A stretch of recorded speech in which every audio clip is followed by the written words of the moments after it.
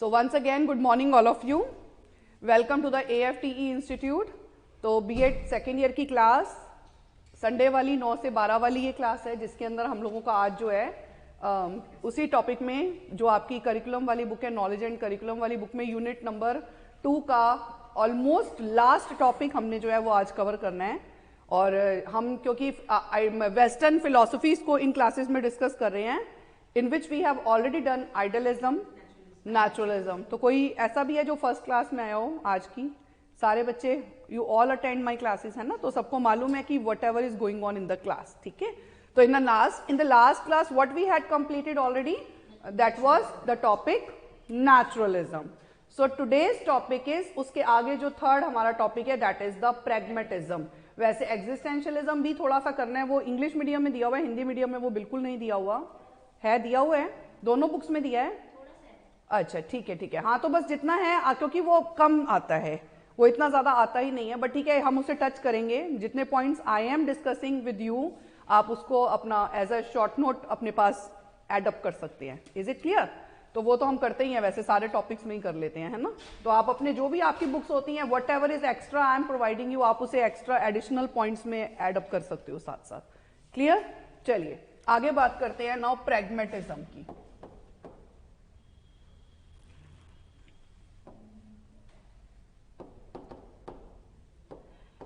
इसे हिंदी में बोलते हैं प्रयोजनवाद।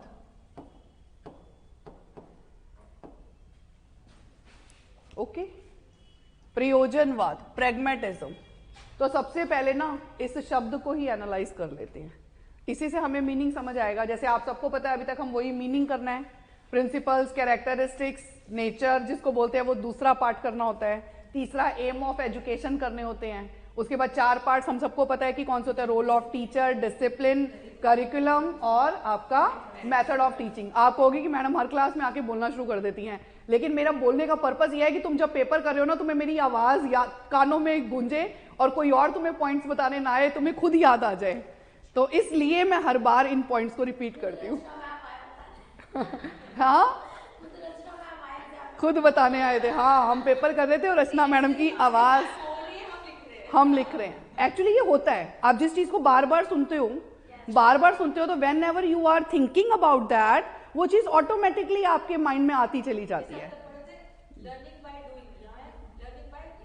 लिसनिंग, हाँ क्योंकि एवरी टाइम अगर कोई चीज हमारे सामने रिपीट हो रही है, छोटे बच्चों को ऐसे ही तो करवाते थे पहले कि ड्रिल करवाते थे, तो बार बार टेबल करवाते थे, तो पूरी क्लास साथ साथ बोल रही होती थी। तो वो बार बार एक ही काम करवाते रहने से, जैसे ड्रिल करवाते हैं, होल हो जाता है मशीन, है ना, दीवार में। क्यों हो जाता है? क्योंकि हम ड्रिल से एक ही जगह बार बार कर रहे होते हैं। तो वही चीज यहाँ पर भी है कि हम एक ही पॉइंट को बार बार बताएंगे, तो उससे आपको डिफरेंस समझ आ जाएगा। अच्छा, आपने जितनी भी थॉट्स पढ़ी, ये खाली वेस्टर्न फिलोसफी नहीं, इनफैक्ट आपने जो इंडियन फिलोसफीज भी पढ़ी, उसमें भी आपने यही हेड्स पढ़े हैं। तो अगर ये role of student, role of teacher, अगर हमें ये सारी बातें क्लियर होती हैं, मेरिट्स, लिमिटेशंस, तो आप किसी का डिफरेंस भी बता सकते हो, उसका क्रिटिकल बेसिस भी एक्सप्लेन कर सकते हो। तो क्योंकि एक एक वर्ड में आपको ये चीजें यहाँ कंपैरेटिव स्टडीज याद करनी है। Is it clear? बहुत लंबा ना लिखो, लेकिन अच्छा आंसर लिखो, qualitative answer is required here. Clear? चलो, प्रयोजनवाद जो है ना, पहले सबसे हम मीनिंग की ही बात करें जो मैंने बताया, तो सबसे पहले ये प्रैग्मा, ये जो डेरिवेशन है ना इसका, वो किससे हुआ है? प्रैग्मा से हुआ है। ये डराइव जो हुआ है प्रैग्मेटिज्म, वो किससे हुआ है? प्रैग्मा से हुआ है। विच मीन्स यूटिलिटी, जिसका मतलब क्या होता है? यूटिलिटी यानी उपयोगिता। अब उपयोगिता का मतलब क्या होता है? फायदा। यानी आज की जो दुनिया है वो कौन सी है? बेनिफिट, फायदा। हर काम को जब हम करते हैं ना, फायदा सोचते हैं। इनफैक्ट यहां पर मंदिर की भी अगर बात की जाए, तो मंदिर में भी कहते हैं भगवान जी मैं प्रसाद इसलिए चढ़ाऊंगा जब तुम मुझे पास कर दोगे। पहले नहीं चढ़ाते हैं, भगवान को भी फायदा तब दे रहे हैं जब पहले हमारा काम हो रहा है। और अगर मतलब मान लो हम बार बार पूजा कर रहे हैं और भगवान जी हमारी नहीं सुन रहे, तो एक बार को कई बार इंसान इरिटेट होकर पूजा भी करना छोड़ देता है कि मैं नहीं करूंगा, आपने मेरे को मेरा काम नहीं करके दिया। तो होता है ना ये चीज। तो यानी कि यूटिलिटी बेस्ड थॉट है। Is it clear? मन की शांति के लिए, सेटिस्फेक्शन के लिए, वो कहता है कि हम वो सेटिस्फेक्शन भी इसलिए चाहते हैं कि हमें ब्रेन हेमरेज ना हो, हम शांति भी इसलिए चाहते हैं कि थोड़ी देर के लिए सब चीजें छोड़ देते हैं कि हम रिलैक्स हो जाएं। तो वो रिलैक्सेशन भी हमारे लिए एक फायदा है। तो यहां पर हर पॉइंट में वो एक फायदा ढूंढने की कोशिश करते हैं। Is it clear? तो यूटिलिटेरियन थॉट, तो वो इस आधार पर ये भी कहता है कि बच्चे को वो चीज पढ़ाई जानी चाहिए जो उसके लिए बेनिफिशियल हो, जो रियल सोसाइटी जहां पर उसने बाद में एंटर होना है वो उसके अकॉर्डिंगली विषय चूज किए जाने चाहिए, वो रियलिस्टिक सब्जेक्ट्स होने चाहिए जो उसको अपने काम में आए। तो ये कहता है ऐसे कोई भी सब्जेक्ट की नॉलेज नहीं देनी चाहिए जो आगे चल के उसको काम में आने वाली नहीं है। Is it clear? और ये साथ में अगर जो यूटिलिटी बेस्ड थॉट होगी वो ये भी कहेगी साथ साथ कि आपने सिर्फ किताबों से नहीं पढ़ाना, जो आप किताबों से पढ़ा रहे हो उसको आप करो भी, ताकि बच्चे को सिर्फ थियोरेटिकल नॉलेज ना हो, क्योंकि थियोरेटिकल नॉलेज का फिर कोई फायदा नहीं है। तो थ्योरी तब कंप्लीट होती है जब उसको आप किसके साथ कवर करवाओ, प्रैक्टिकल के साथ कवर करवाओ। तो यहां पर ये प्रैक्टिकल एस्पेक्ट पे फोकस करता है, यूटिलिटी पे फोकस करता है। इसके अलावा ये साथ में ये भी कहता है, अभी नोट कुछ मतलब ऐसा फॉर्मल कुछ, अगर जो पॉइंट्स आपका वैसे मन कर रहा है कुछ लिखना है तो लिख लो, but I will tell you जो लिखने वाला बात है, ठीक है? अभी सिर्फ समझ लो अच्छे से। यहां पर एक और बात है इंपॉर्टेंट कि जैसे सपोज मान लो इनका ना हम अभी एक सेंटेंस पढ़ेंगे और मैं आपको लिखवा भी दूंगी, वो हर बात अच्छी भी है और सत्य भी है जिससे काम चल जाए। वो हर बात सच्ची भी है और अच्छी भी है जिससे काम चल जाए, और अन्यथा वो बुरी और बेकार है। ये एक लाइन इन्होंने बताई हुई है प्रैग्मेटिज्म को एक्सप्लेन करते हुए, अन्यथा वो बुरी और बेकार है। इस बात का क्या मतलब है कि अगर हम सपोज मान लो हम एग्जाम में गए हैं और पेपर देना है, मान लो, तो दो तरह की थॉट्स हैं। तो एक बच्चा जो है वो कह रहा है कि मैं पढ़ के जाऊंगा और करूंगा, और उसने लेकिन उतना नहीं पढ़ा हुआ, लेकिन फिर भी वो पेपर अपने आप से दे रहा है, ठीक है? और एक दूसरा बच्चा है, उसने भी नहीं पढ़ा हुआ लेकिन वो कह रहा है कि नहीं मैं पास तो जरूर होऊंगा, तो वो चीटिंग पे जा रहा है। तो उसने चीटिंग करी है। अब सपोज मान लो चीटिंग करते हुए अगर वो पकड़ा गया तो उसके लिए क्या होगा कि चीटिंग करना गलत भी है और बुरा भी है, क्योंकि चीटिंग करने से उसका काम नहीं चल पाया।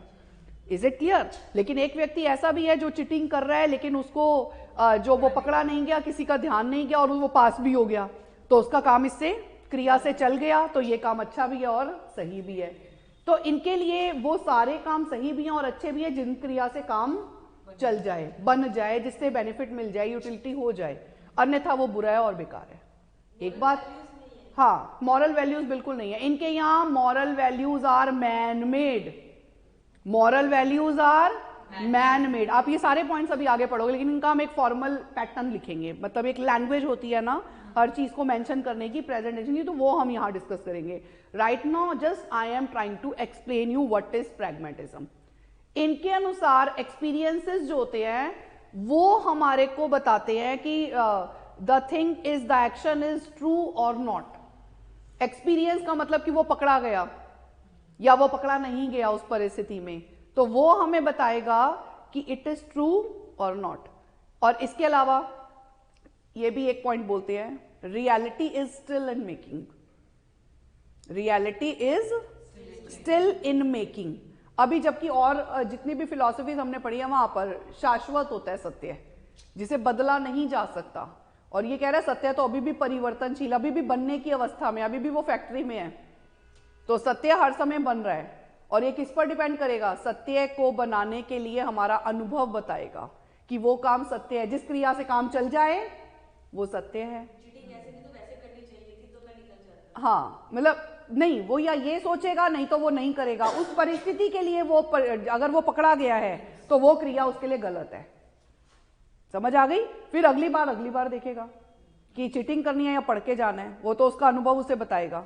तो अगली बार फिर अगर मान लो वो चीटिंग कर रहा है तो फिर उस परिस्थिति में उसके लिए वो सत्य हो जाएगा। हाँ, अगर पकड़ा गया तो शायद छोड़ देगा। तो यहां पर जो है ना, मतलब ये पॉइंट को दर्शाया गया है यहां पर कि काम, जिस क्रिया से काम चल रहा है, बस वो हर परिस्थिति में आप एक नई क्रिया, एक्शन एक लोगे, एक प्रॉब्लम आएगी, problem are the incentive for the experience. कि आप कोई भी एक्शन कर रहे हो, कोई भी एक्सपीरियंस ले रहे हो, तो उसके लिए सेंटर पॉइंट क्या है? Is the problem. सबसे पहले समस्या का जन्म होता है, उस समस्या के बाद आप उसके लिए एक्शन सोचते हो और उस एक्शन से आपको एक्सपीरियंस मिलता है, और उस एक्सपीरियंस के आधार पर आप उस क्रिया को सत्य और असत्य मानते हो।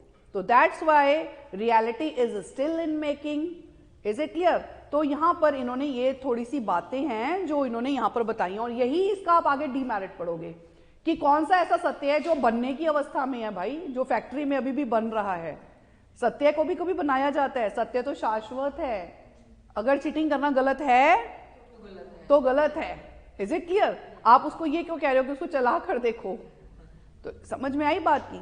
तो प्रैग्मेटिज्म कई मतलब लेकिन सोच यही है आजकल, जो व्यक्ति की सोच है। अगर यूटिलिटेरियन थॉट को देखा जाए तो वो यही है। वो मंदिर में जाएगा तो वो कुछ ना कुछ एक्शन मतलब सेल्फिशनेस के साथ ही जाएगा कि ईश्वर मुझे करेगा, लाइक है ना। इसलिए हम व्रत रख रहे हैं, कुछ भी कर रहे हैं, 16 सोमवार के व्रत रखते हैं तो अच्छा हस्बैंड, अच्छी वाइफ ये चाहिए होता है। हाँ हाँ, झूठ झूठ नहीं रह जाता है ना। Is it clear? तो कहीं ना कहीं प्रैग्मेटिज्म जो है ना वो आपको कहीं ना कहीं रियलिटी बेस्ड थॉट है कि हम वेल्दी थॉट है कि आजकल के जिस उसमें हम रहते हैं, एरा में हम रहते हैं, वहां पर प्रैग्मेटिज्म वाली सोच पे प्रैग्मेटिस्ट होते हैं। और अच्छा होता क्या, मैंने तुम्हें फिर ये भी डिस्कस किया हमेशा कि एक व्यक्ति ना तो पूरी तरह से प्रैग्मेटिस्ट होता है और ना तो पूरी तरह से जो है वो आइडियलिस्ट होता है और ना तो वो पूरी तरह से नेचुरलिस्ट होता है। हम परिस्थितियों में बदलते रहते हैं। हम प्रैग्मेटिस्ट भी होते हैं लेकिन हम कभी कभी आइडियलिस्ट भी हो जाते हैं, प्रिंसिपल्स भी होते हैं हमारे, तो हम मिक्सचर होते हैं। कोई भी व्यक्ति किसी एक फिलोसफी को लेकर नहीं चल सकता। वो तभी होता था जैसे पहले गुरुकुल थे तो ब्राह्मण थे, गुरु थे, तो वो आइडियलिज्म को फॉलो करते थे मतलब फॉर्मली, तो वो उनका अल्टीमेट एम मोक्षा था लाइक, और उनकी जो वैल्यूज थी वो ट्रुथ, ब्यूटी एंड गुडनेस थी। तो आप वहां देखोगे तो सब चीजें जो है ना वो उससे मैचिंग करती हैं। तो लेकिन अगर हम देखते हैं कि और किसी के बारे में बात करें तो आगे चले बढ़े तो धीरे धीरे सोच बदली क्योंकि टाइम आगे चेंज हुआ, एरा बदला, तो उसके साथ साथ जो है अब मतलब बेनिफिट यूटिलिटेरियन थॉट, ये नहीं कि ये कोई पुरान मतलब नई थॉट है, सब पुराने से ही चली आ रही हैं। तो लेकिन जो है कि हर एक फिलॉसफी में अपने व्यूज बताए गए हैं, उन व्यूज को हम यहाँ समझते हैं। सो आई होप सो इसका एक ओवरऑल नटशेल पॉइंट समझ में आया। सो हम एक तो हमने इसका यहाँ पे प्रैग्मा शब्द का अर्थ समझा था कि एक यूटिलिटी बेस्ड थॉट है, यूटिलिटी पर है ना। अच्छा, हम ये लाइन बात करते हैं जो मैं तुम्हें बता रही थी, जिस पर ये पूरा दर्शन टिका हुआ है। जिस क्रिया से काम चल जाए, हिंदी वाले बच्चे अगर करना हो तो हिंदी इंग्लिश में दोनों कर सकते हो। जिस क्रिया से काम चल जाए वह ठीक भी है और अच्छी भी है। जिस क्रिया से काम चल जाए वह ठीक भी है और अच्छी भी है, और अन्यथा वह गलत है और बुरी है। अन्यथा वह गलत है और बुरी है। इंग्लिश में भी आप इसी बात को बताएंगे, anything which works, anything which works is both good and right. Anything which works, comma, is good, is both good and right, और कॉमा लगा के otherwise bad and wrong both, otherwise bad and wrong both, otherwise bad and wrong both। ये line हमें समझ आ गई ना? Now there is no need to explain this। ये point मैंने बस अपनी अलग लैंग्वेज बोली थी, तो यहां मैंने एक फॉर्मल लैंग्वेज में आपको वही बात बता दी है। तो ये तो हो गया हमारा पहला। अब इसमें आप अगर परिभाषाएं देखो, 2-3 दी हुई हैं। मैं जेम्स प्रेट की प्रेफर करती हूं, तो वो डेफिनेशन मैं आप लोगों को यहां पर बता देती हूं। अच्छा, प्रैग्मेटिज्म में ना जॉन डीवी, जे नाम वाले याद कर सकते हो, ऐसे नाम भी याद कर सकते हो। इसमें सारे जे नाम वाले ज्यादा हैं। जॉन डीवी ने किलपैट्रिक और उन्हें जो है आपको वो प्रयोजनवाद प्रोजेक्ट मेथड को ही उन्होंने फॉलो किया था, तो वो इसमें मेन है। तो इसमें आप इसीलिए ये भी जेम्स प्रेट पी है ना, तो डेफिनेशन भी इसलिए इनकी देख सकते हो। तो ये देखो क्या है, pragmatism offers us a theory of meaning. Pragmatism offers us a theory of meaning, theory of meaning, theory of knowledge, theory of reality, theory of knowledge, a theory of reality, and a theory of truth, a theory of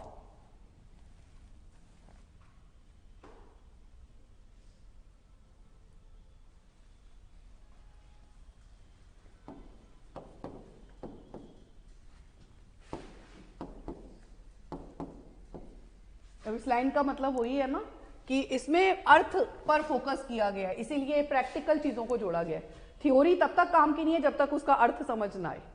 तो किताबों में तो सिर्फ theory लिखी हुई है, कई बार बच्चे रट के भी चले जाते हैं, लेकिन अर्थ कब समझ आता है जब हम उसे लर्निंग बाय डूइंग से करते हैं, जब हम उसे अनुभव से सीखते हैं, तब हमें उसका रियल मायने में अर्थ समझ आता है। और बच्चों को बोला जा रहा है कि नकल मत करो, लेकिन वो तो अपने अनुभव से सीखेगा, उसने नकल करी, पकड़ा गया, तो तब उसे समझ में आ गया कि आई शुड नॉट, है ना, ये काम हमें नहीं करना है। तो यहाँ पर हर चीज के पीछे जो है ना, जो सच्चाई है, जो थ्योरी है, वो किस तरह से है, ये थ्योरी ऑफ इसे क्या बोला जाता है, थ्योरी ऑफ मीनिंग कहा जाता है। हर चीज के मायने समझने के लिए प्रैग्मेटिज्म क्या है, हर चीज के मायने समझने की कोशिश करता है। Is it clear? It's a theory of knowledge, कि कौन कितना ज्ञान वाला है, क्योंकि वहां वो नॉलेज तो सबके पास है, बट उसे यूज करना नहीं आता हमें। हम जिस समय जो बात किसी के आगे कहनी होती है, हम उसके लिए सही शब्द का चुनाव ही नहीं कर पाते हैं। तो ये प्रैग्मेटिज्म हमें बताता है कि ये क्या है, थ्योरी ऑफ नॉलेज है, थ्योरी ऑफ रियलिटी है। इनके हिसाब से reality is still in making, truth is still in making, मतलब रियलिटी, ये वास्तविकता परिस्थितियों के अनुसार बदलती रहती है। Is it clear? और थ्योरी ऑफ ट्रुथ, क्योंकि ट्रुथ भी स्टिल इन मेकिंग है, तो इसलिए इन्होंने जो है इस तरह से प्रैग्मेटिज्म को समझाया है। Is it clear? तो यहाँ आप ट्रुथ की थ्योरी पढ़ोगे, रियलिटी की थ्योरी पढ़ोगे, क्योंकि हर समय ट्रुथ भी बदलता रहेगा और हर समय रियलिटी भी बदलती रहेगी, तो उसकी थ्योरी भी बदलती रहेगी। तो ये उसी थ्योरी को हमेशा हमें डिस्कस करता है लोगों के अनुभवों के द्वारा। तो यहाँ पर हम अगर प्रैग्मेटिज्म पढ़ रहे हैं, इसका मतलब हम लोगों के अनुभव डिस्कस कर रहे हैं। Is it clear? उससे हम इसको समझ पाते हैं। तो ये तो हो गया बेटा इसका मतलब, मीनिंग क्लियर हो गया, सबको मीनिंग समझ आ गया। व्हाट इज प्रैग्मेटिज्म, थोड़ा और इसे एक्सप्लेन कर देंगे, ये सारे पॉइंट्स आप इलेबोरेट कर देंगे, है ना, जो हमने डिस्कस किए। अब आगे हम बात करते हैं, वही दूसरा क्वेश्चन जो है इसका, वो क्या है, प्रिंसिपल्स, कैरेक्टरिस्टिक्स, नेचर जिसे आप बोलते हो, है ना, तो वो वाले पॉइंट्स हम यहाँ डिस्कस कर लेते हैं। तो यहाँ पर देखो, result is the criteria of truth. पहला पॉइंट हम यहाँ पर क्या डिस्कस कर रहे हैं, result is the criteria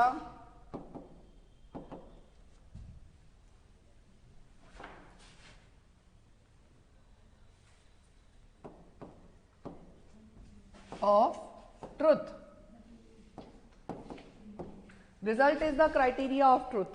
so result is the criteria of truth का मतलब क्या होता है कि जो हमारा रिजल्ट है वही बताएगा कि ये जो क्रिया आपने की है वो सत्य है या नहीं है। जैसे अभी वहां पे रिजल्ट क्या था कि वो पकड़ा नहीं गया, तो उसके लिए ट्रुथ क्या है कि वो नकल करेगा, और जो पकड़ा गया उसके लिए वो सत्य है। Is it clear? तो रिजल्ट डिसाइड करेगा कि कोई भी चीज सत्य है या नहीं है। Is it clear? दूसरा पॉइंट उन्होंने क्या बताया है यहां पर कि कोई भी सत्य पूर्व निर्धारित नहीं है, कोई भी सत्य पूर्व निर्धारित नहीं है। Any truth is not pre determined. वो जैसे वहां बोला गया ना, बाकी सब में इन्होंने तो उनकी जो सोच है उसको ही नकार दिया, उसे रिजेक्ट कर दिया एक तरह से, because truth is, as per them truth is not predetermined. तो वो पहले से ही निर्धारित नहीं है, पूर्व निर्धारित नहीं है। लेकिन क्यों नहीं है? क्योंकि ये कहते हैं सत्य तो अभी भी बन रहा है, वो तो अभी भी फैक्ट्री में गया है, वो अभी भी हमें अनुभवों से मिल रहा है। Is it clear? फिर problems as an incentive for finding truth. Problem क्या होती है? Centre point as an incentive for finding truth. समझ रहे हो? Problems as an incentive for finding truth. क्या कह रहा है ये पॉइंट कि प्रॉब्लम होती है जो ट्रुथ को, मतलब हाँ, इंसेंटिव है वो उसके लिए, है ना, कि हमारी समस्या ना हो तो हम सच्चाई खोजने की कोशिश ही क्यों करेंगे ना। प्रॉब्लम होती है तो हमें सच और झूठ के बारे में सोचना पड़ता है। अगर जब समस्या ही ना हो जीवन में कोई भी, तो सच और झूठ की बात ही नहीं रहेगी। समस्या सामने आती है तभी तो हम सच और झूठ बोलते हैं उसको देखते हुए। Is it clear? तो इंसेंटिव का काम कौन करता है? बेस का काम हमेशा प्रॉब्लम करती है। Utility as a criteria of truth.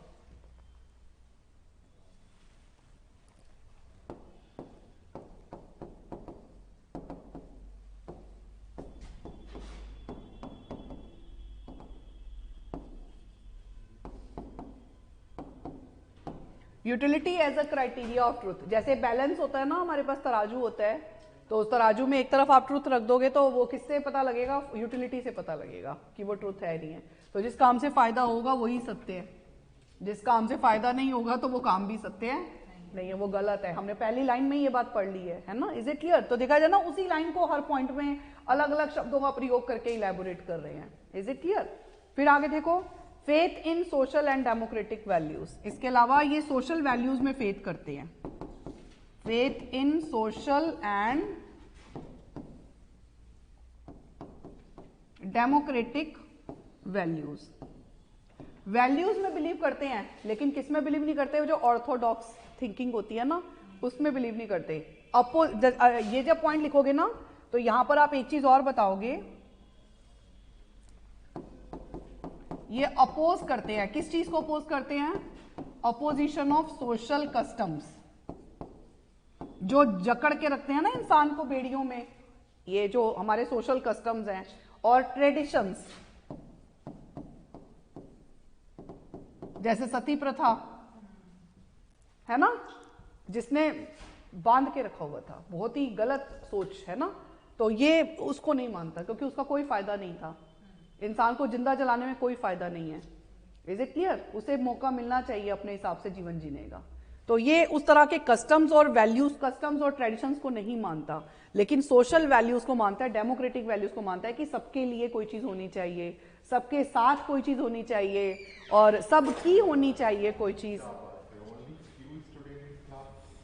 I think so today CTET वाली बात है, तो उसी की वजह से कम आए हैं। यस, दोनों कारण। और लाइव ही नहीं हो रही है आपकी क्लास? हाँ, नहीं लाइव नहीं है, वो वाली है, रिकॉर्डेड वाली है। सो फेथ इन द सोशल और डेमोक्रेटिक वैल्यूज। तो ये सोशल और डेमोक्रेटिक वैल्यूज में तो फेथ करते हैं, बट ये सोशल कस्टम्स और ट्रेडिशंस जो हमें रूढ़िवादी है ना, यहाँ पे कस्टम्स मतलब रूढ़िवादी जो सोच है, जिसका कोई फायदा नहीं होने वाला, जो बस चल रही है और आप जबरदस्ती उसको चला के दूसरों को भी डिस्टर्ब कर रहे हो अपने साथ साथ। हाँ, उस तरह के कस्टम्स और ट्रेडिशंस को ये यहाँ पे बिल्कुल भी नहीं मानता है। Is it clear? Social values तो वो है जो आप एक दूसरे के साथ मिल के काम करते हो। डेमोक्रेटिक वैल्यूज वो है जिसमें अकेला नहीं चलता व्यक्ति। Is it clear? जो जनता के साथ होता है, जनता के लिए होता है, जनता का होता है ना, तो वो उन वैल्यूज को ये मानता है। लेकिन ऐसे नहीं मानता वो जो कस्टम, उसी के साथ आप बांध गए तो लड़की घर से बाहर नहीं जाएगी क्योंकि सबके साथ ये कस्टम चल रहा है, वो चीज ये गलत है। ये उस तरह के कस्टम को नहीं मानेगा। Is it clear? तो यहां पर ये चीज इन्होंने फोकस करी है। इसके अलावा there is no fixed ideals. इसके अलावा ये किस चीज को फॉलो करते हैं? देयर इज, आप ना अगला पॉइंट डाल लेना number, there are no fixed ideals. Ideals मतलब आदर्श, वैल्यूज। जैसे हमारी ट्रुथ, ब्यूटी, गुडनेस थी आइडियलिज्म में, वहां पर थे प्रकृति के शाश्वत नियम, अनचेंजेबल लॉज ऑफ नेचर थे जिन्हें हम बदल नहीं सकते। लेकिन यहां पर ऐसे कोई लॉज होते ही नहीं है, ऐसे कोई आइडियल्स कोई फिक्स है ही नहीं। और आइडियल्स आर मैन मेड। आप यहाँ पे ब्रैकेट में एक पॉइंट एक्सप्लेन करते समय लिख भी सकते हो, ideals are man made as per pragmatism. ये बताओगे, ऐसे नहीं कि आइडियल्स आर मैन मेड, ये सेंटेंस ट्रूथ है, ट्रू है। एज पर प्रैग्मेटिज्म ये बात है। Is it clear? क्या बात है कि आइडियल्स आर मैन मेड, इसे मनुष्य के द्वारा बनाया गया है। ये कोई और देखो, यही इसका आगे चल के ना ड्रॉबैक आएगा कि कौन से ऐसे आइडियल्स है जो मनुष्य में इतनी पावर आ गई कि वो उसे खुद से बनाने लगा। आइडियल्स तो वो है, वैल्यूज तो वो है जो हमेशा से चली आ रही है, जो पुरानी है, हम सब उन्हें फॉलो करते हैं। तो मनुष्य में इतनी पावर कहां से आ गई कि वो उनको तोड़ मरोड़ के और अपने तरीके से स्वीकार करेगा। Is it clear? तो वो मैनमेड कभी नहीं हो सकती, वो तो शाश्वत है, वो हमेशा से चली आ रही है और हम सब उसे फॉलो करते हैं और हमारी आगे की जनरेशंस भी करेंगी। Is it clear? तो यही चीज यहाँ पे ड्रॉबैक में भी बोली हुई है। उसके बाद ये कहते हैं फेथ इन, जैसे आपका नेचुरलिज्म था वो भी प्रेजेंट और फ्यूचर पे फोकस करता था, तो इसमें और उसमें ये सिमिलैरिटी है कि ये भी faith in present and future, ये भी किस पे फोकस करता है? प्रेजेंट और फ्यूचर पे फोकस करता है। Is it clear? प्रेजेंट और फ्यूचर पे फोकस करता है, मतलब क्या है कि ये पास्ट को ये भी नेग्लेक्ट करता है, क्योंकि पास्ट तो फिर वही वैल्यूज फिक्स जो चली आ रही हैं, फिर आप उसे कहोगे फॉलो करना है। तो यहाँ पर ये ऐसी किसी चीज को मानता नहीं है। उसके बाद रियलिटी स्टिल इन मेकिंग, फिर क्या विशेषता बताई है इन्होंने? ये बात हम ऑलरेडी अपने पॉइंट्स में डिस्कस कर चुके हैं। Reality is still in making, भाई अभी भी बन रहा है, सत्य है, वो भी बना नहीं है। और experience is the centre of reality. Experience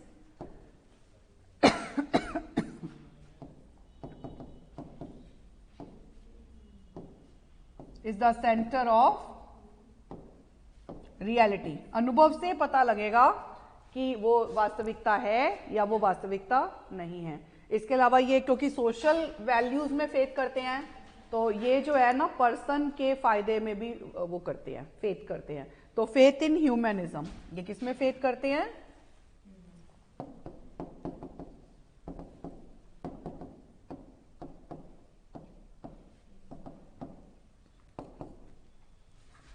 मानवतावाद में विश्वास करता है। और ये फ्लेक्सिबिलिटी, क्योंकि देख रहे हो ना सब कुछ बदल रहा है बार बार परिस्थितियों के अनुसार, तो ये बड़ा अच्छा इनका एक वो है कि फेथ इन फ्लेक्सिबिलिटी। ये वो नहीं है कुएं के मेंढक जो बोल दिया वही करेंगे हमेशा। चेंज को विश्वास करते हैं, परिस्थितियां बदलती हैं तो हमें निर्णय बदलने पड़ते हैं, ये उस तरह की सोच रखते हैं। हाँ, ऑर्थोडॉक्स नहीं है। Is it clear? इसके अलावा development of personality, development of personality, personality को ये मतलब डेवलप करने पर फोकस करते हैं। ये हमारा एक क्वेश्चन कंप्लीट हो गया। What do you mean by pragmatism, what is the nature and principles of pragmatism. I hope so ये चीज समझ आई। अब हम बात करेंगे एम्स ऑफ एजुकेशन। अगर आप अच्छा जो आइडियलिज्म को फॉलो करे वो कौन होगा?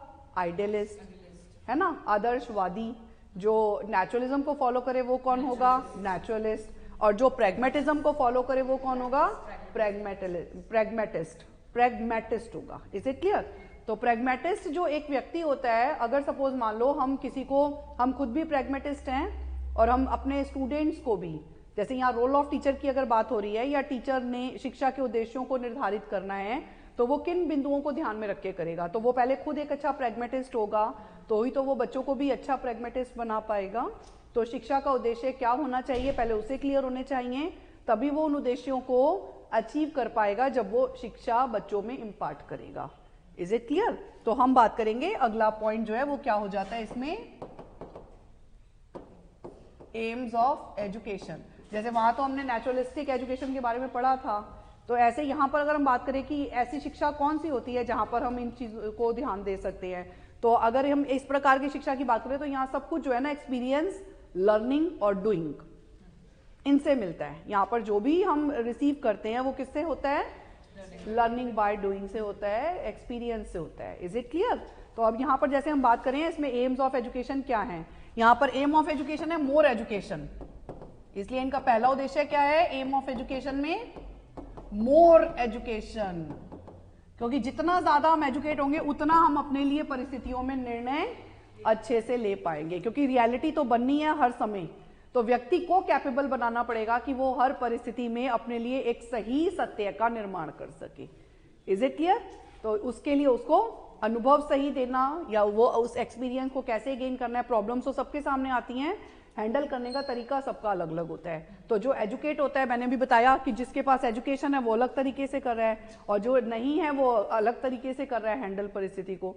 तो यहाँ पर इसलिए पर्पस क्या है शिक्षा का कि व्यक्ति को ज्यादा से ज्यादा कैपेबल बना दो, क्योंकि निर्णय तो अल्टीमेटली उसे खुद लेना है अपने लिए। Is it clear? तो more education.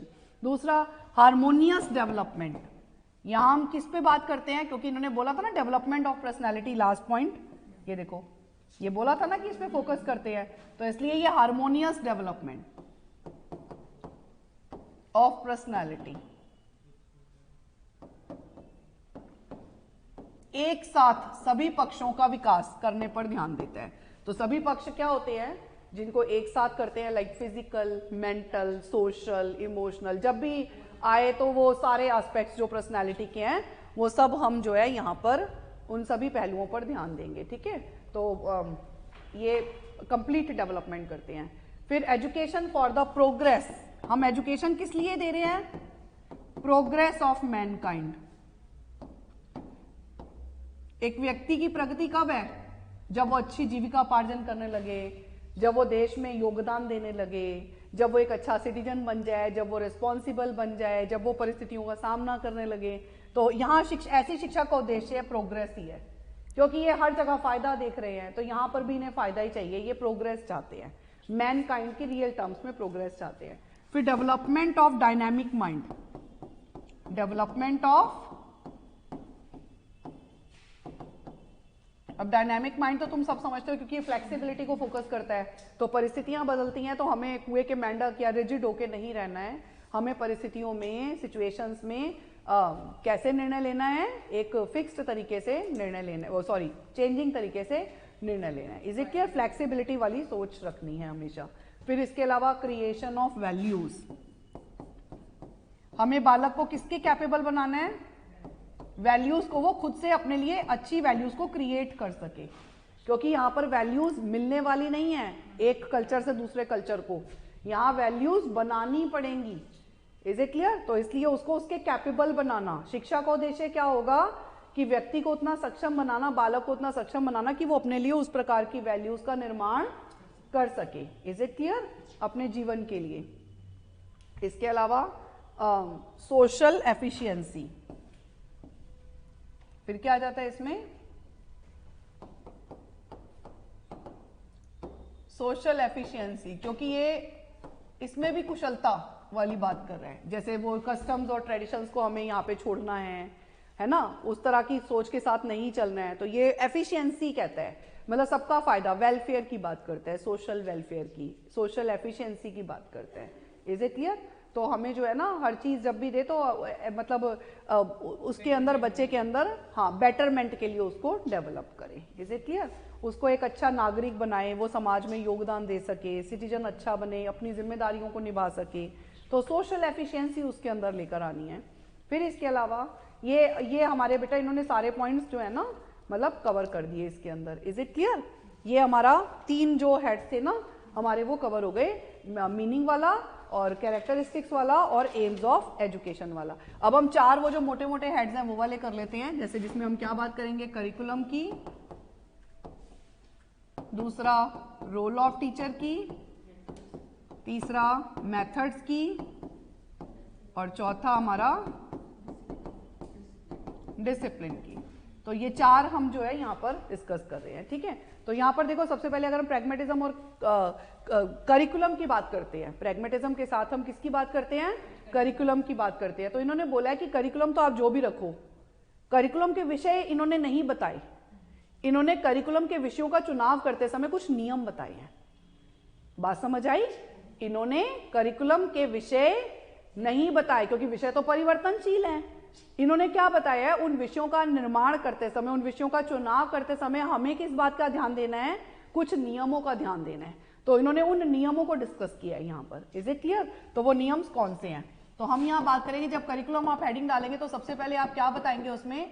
Principles for the selection of curriculum, और या आप इस बात को ऐसे भी कह सकते हो, the point which we should kept in mind while selecting the curriculum as per pragmatism. Is it clear? तो वो कौन कौन से बिंदु हैं जिन्हें हम ध्यान दे सकते हैं जब हम करिकुलम को सिलेक्ट करें एज पर प्रैग्मेटिज्म? तो वो कौन कौन से बिंदु हैं? जैसे कि पहला, प्रिंसिपल ऑफ यूटिलिटी। पहला प्रिंसिपल क्या है? अब तुम फिर कहोगे कि ये तो हमने पढ़ा ही हुआ है भाई, तो बना ही सब उसी से है। Is it clear? तो जो सब्जेक्ट आप चुनाव करो वो कहीं ना कहीं बच्चे के काम आए, उसका उसे फायदा हो। ये नहीं कि 4 दीवारी में स्कूल की आपने उसे पढ़ाया, वहीं दफन होके रह गया, और जब वो बाहर निकला तो उसे लग रहा है मैं तो अलग ही सोसाइटी में आ गया हूँ, यहाँ तो जो मैंने पढ़ा था वो कुछ भी काम ही नहीं आ रहा है। तो फिर हम उसे वैसी चीज नहीं सिखाएंगे, यूटिलिटी को ध्यान रखेंगे हमेशा। Is it clear? दूसरा नियम है प्रिंसिपल ऑफ नेचुरल इंटरेस्ट। ये भी एक तरह की ना चाइल्ड सेंटर्ड अप्रोच पे ही काम करता है। जैसे नेचुरलिज्म भी चाइल्ड सेंटर्ड था ना, तो ये भी कहीं ना कहीं चाइल्ड सेंटर्ड ही है। तो ये कहीं ना कहीं बच्चे के इंटरेस्ट, कैपेबिलिटीज, उन सब को ध्यान रखते हुए क्रियाओं को करता है। डेमोक्रेटिक विचारधारा तो ये है ही है। ठीक है, तो नेचुरल इंटरेस्ट को यहाँ पर हमें फोकस करना है। जो बच्चा रियल टर्म्स में करना चाहता है उसको, वो तभी उसको फायदा होगा। अगर वो करना नहीं चाहता आप उसे, तभी उसको इंटरेस्ट होगा, वो नेचुरल इंटरेस्ट तभी दिखाएगा। अब उसका मन नहीं कर रहा, आप उसे जबरदस्ती किसी चीज में ऐड कर दो तो वो नहीं कर पाएगा। Is it clear? इसके अलावा principle of experience, principle of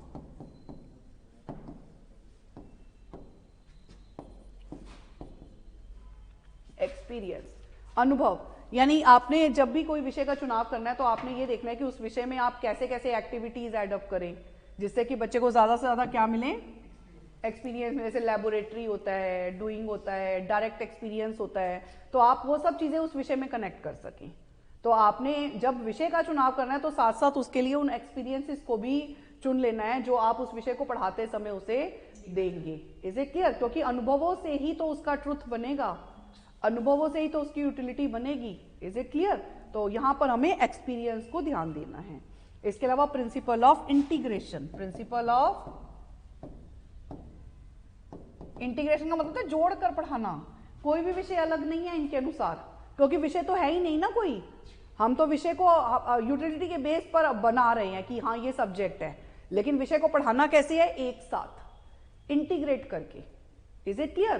कि हर विषय दूसरे विषय के साथ जुड़ा हुआ है, कनेक्टेड है, और ओवरऑल ये वन ही है। आपने यही विचारधारा के साथ जो है चुनाव करना है। Is it clear? तो एज अ होल इंटीग्रेशन। अब इसके साथ इन्होंने जो बताया, कुछ कुछ चीजें इन्होंने सजेस्ट करी हैं यूटिलिटी को ध्यान रखते हुए। जैसे अब जैसे पहला नियम हमारा क्या है? यूटिलिटी। तो अगर हम यूटिलिटी के हिसाब से देखें तो गर्ल्स के लिए इन्होंने सजेस्ट किया है लाइक होम साइंस, क्योंकि होम साइंस की यूटिलिटी किसको ज्यादा होती है। और ऐसे बॉयज के लिए इन्होंने सजेस्ट किया एग्रीकल्चर। आप ये एग्जाम्पल में ना, अब विषय ऐसे बनता है। Is it clear? यहां विषय ऐसे बन रहा है, तो आप देख रहे हो कि बॉयज को ये यूटिलिटी है तो गर्ल्स के लिए ये सजेशन है। तो ये यूटिलिटेरियन सोच जो है यहां पर आ गई। और इसके अलावा इन्होंने फिजिकल एजुकेशन, मतलब ये जो चीजें हैं ना साथ में इन्होंने, इसके अलावा जैसे जो जनरल सब्जेक्ट्स है वो तो सब उसको पढ़ाएंगे ही पढ़ाएंगे। तो जनरल सब्जेक्ट्स में जैसे क्या आ जाता है इसमें आपका फिजिकल एजुकेशन,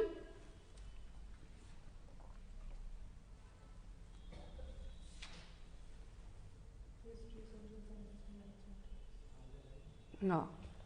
अब यहां पे आप बताओगे जनरल सब्जेक्ट्स भी साथ में। तो जनरल सब्जेक्ट्स में जैसे आपका नेचुरल हो गया, है ना, आपका इसमें क्या आ गया? नेचुरल। जो भी आपके सब्जेक्ट है जैसे फिजिकल एजुकेशन, और आपका नेचुरल को ध्यान रखते हुए करना है ना, जैसे फिजिकल एजुकेशन इसमें आ जाएगा, और ज्योग्राफी आ जाएगा, हिस्ट्री आ जाएगा,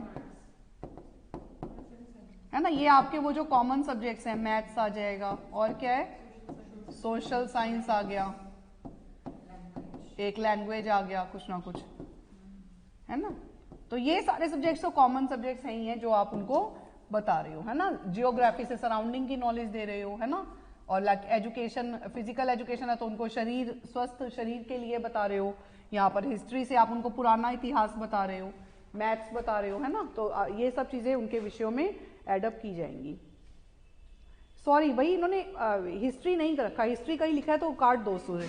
हिस्ट्री नहीं होता इसमें, नहीं होता हिस्ट्री। हाँ, इसमें हिस्ट्री इसलिए नहीं होता क्योंकि पास्ट पे फोकस नहीं करता।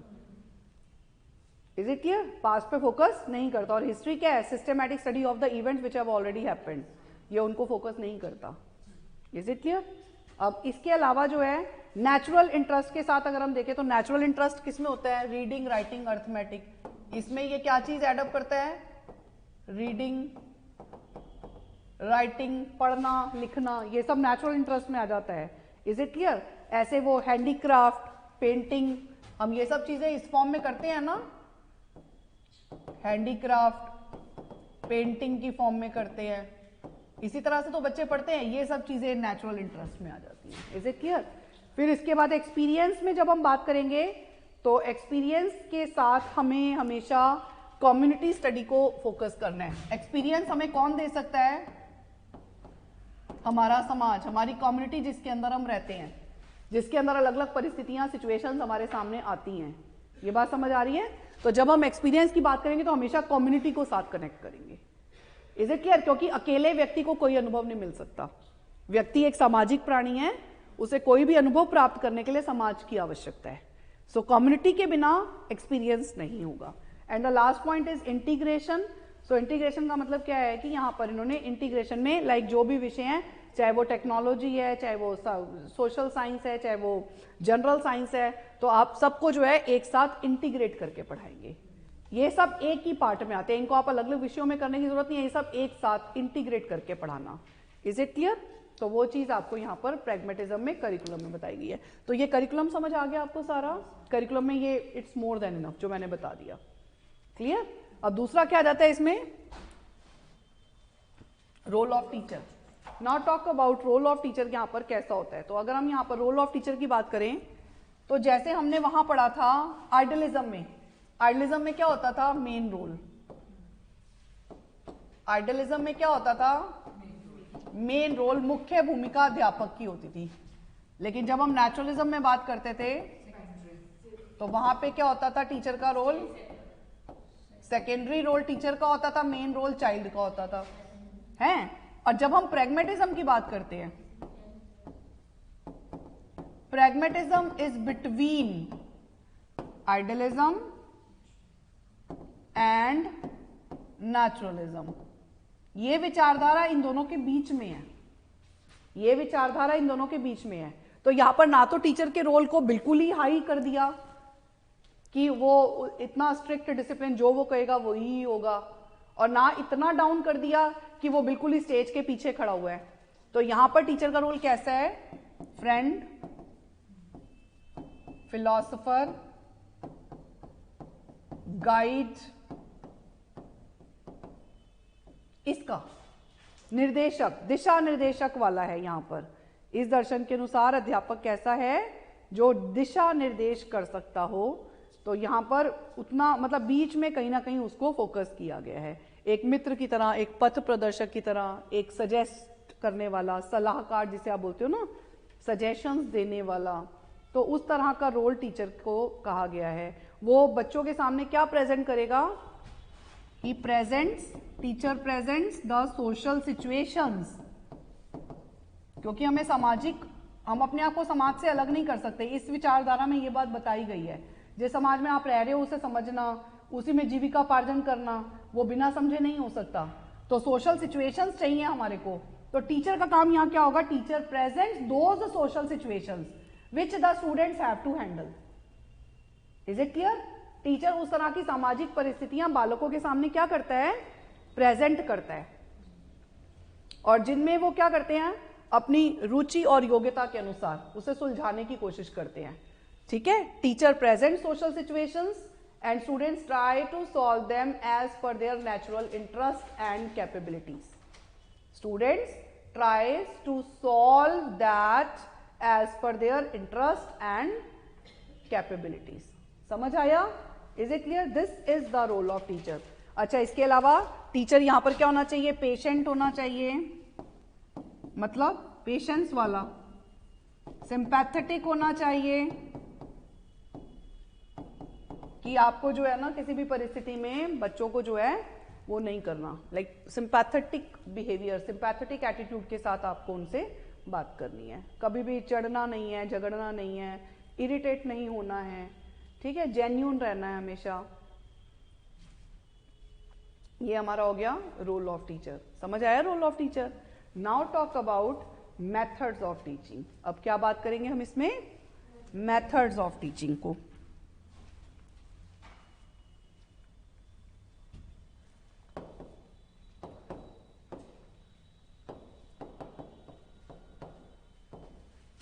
आपका शॉर्ट नोट मेरे ख्याल से कॉपी में ही पूरा हो जाता है, सारा आ जाता है ना, मतलब ऑलमोस्ट, क्योंकि आप इन्हीं पॉइंट्स को अगर इलेबोरेट कर दो तो it's complete, I think so, है ना? तो देखो अब जैसे आ जाता है मेथड ऑफ टीचिंग।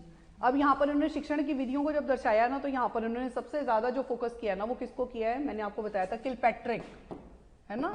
किलपैट्रिक और जॉन डीवी, और इन दोनों ने ही जो है ना DEWEY, डीवी। तो जॉन डीवी और किलपैट्रिक, ये जो किलपैट्रिक है, इन्होंने प्रोजेक्ट मेथड को इन्वेंट किया। तो यहाँ पर ये मेथड तो है ही है, प्रोजेक्ट मेथड। इसको समझाते हुए किलपैट्रिक ने जो इसकी परिभाषा दी है वो क्या दी है? किलपैट्रिक के द्वारा ये परिभाषा दी गई है, a project is a whole hearted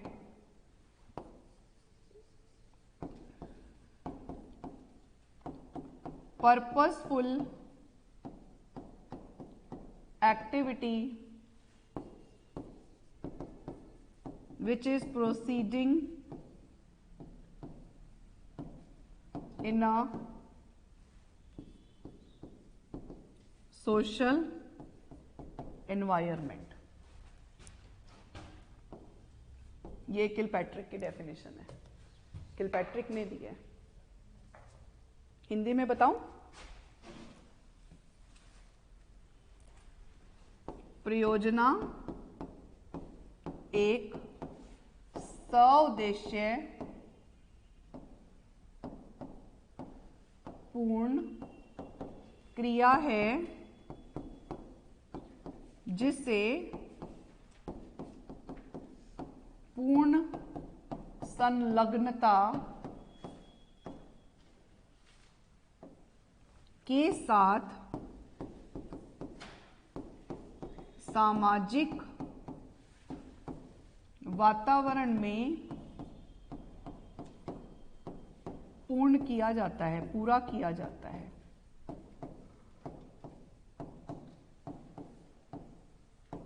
purposeful activity है, कंप्लीट इन्वॉल्वमेंट मांगती है, सोशल एनवायरनमेंट चाहिए और तब आप इसे पूरा कर पाते हो। तो लर्निंग बाय डूइंग के ऊपर बेस्ड हो गई ना।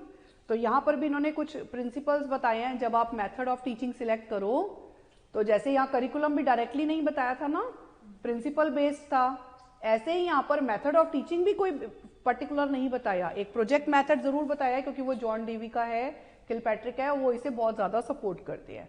लेकिन बाकी इन्होंने क्या बोला है कि हम जो भी मेथड डिसाइड करें वो मेथड कुछ नियमों पर आधारित होने चाहिए। और यहाँ वो कौन से प्रिंसिपल हैं? फिर वही principle of learning by doing. कौन सा प्रिंसिपल है इनका?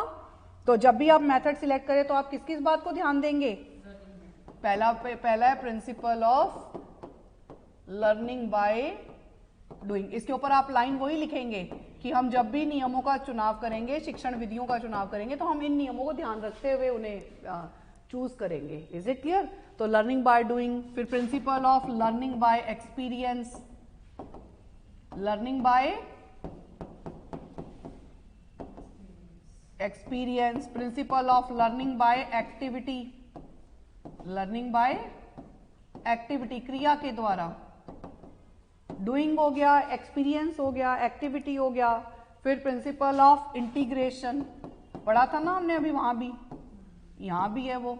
जो भी आप मेथड चूज कर रहे हो, सारे मेथड्स कहीं ना कहीं इंटीग्रेट करके ही आप उसको क्लास में यूज कर रहे हो। Principle of purposive process of learning, principle of purposive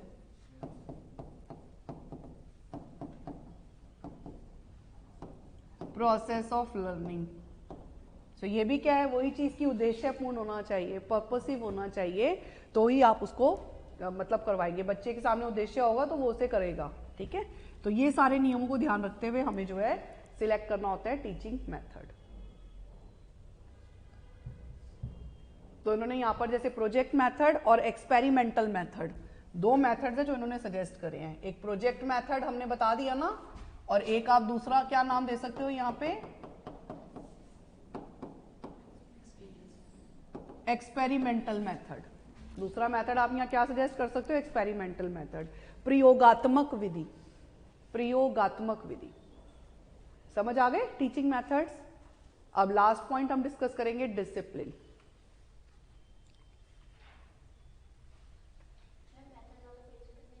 हाँ जी,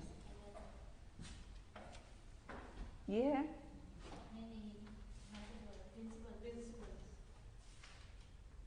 ये तो ये नहीं है ना, ये था, ये वाला है।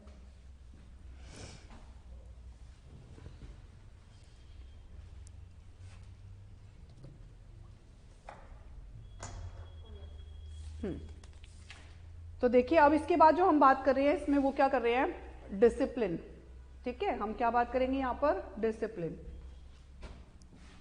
आगे बढ़ते हैं। डिसिप्लिन थोड़ा थोड़ा कंपैरिजन करते हुए बताते हैं, तो पैराग्राफ भी बड़ा हो जाता है, मैटर भी बन जाता है, और उनको ये भी लगता है कि हाँ इन्होंने पीछे का भी पढ़ा हुआ है। ठीक है, तो ये आपने बताते हुए ना इन पॉइंट्स में ये जरूर थोड़ा थोड़ा डिस्कस करना है। रोल ऑफ टीचर में कंपैरिजन कर देना, डिसिप्लिन में भी कंपैरिजन कर देना। जैसे डिसिप्लिन का कॉन्सेप्ट जब हम आइडियलिज्म में देखते हैं तो क्या था? उस वर्ड को क्या बोलते थे? मैं हमेशा तुम्हारे को ना टर्म्स कहती हूँ कि याद करो। इंप्रेशनिस्टिक डिसिप्लिन, प्रभावकारी अनुशासन, जिसको आप स्ट्रिक्ट कहते थे, जिसकी प्रकृति कैसी होती थी? स्ट्रिक्ट होती थी, ठीक है। और मतलब नियमों का पालन जरूर करना है, अवश्य करना है, मतलब उसमें कंपल्जन होती थी कुछ ना कुछ, ठीक है। सो स्ट्रिक्ट और कंपल्सरी जिसे आप बोल सकते हो, स्ट्रिक्ट और कंपल्सरी टू फॉलो, उस तरह का डिसिप्लिन आइडियलिज्म में फोकस किया जाता था। Is it clear?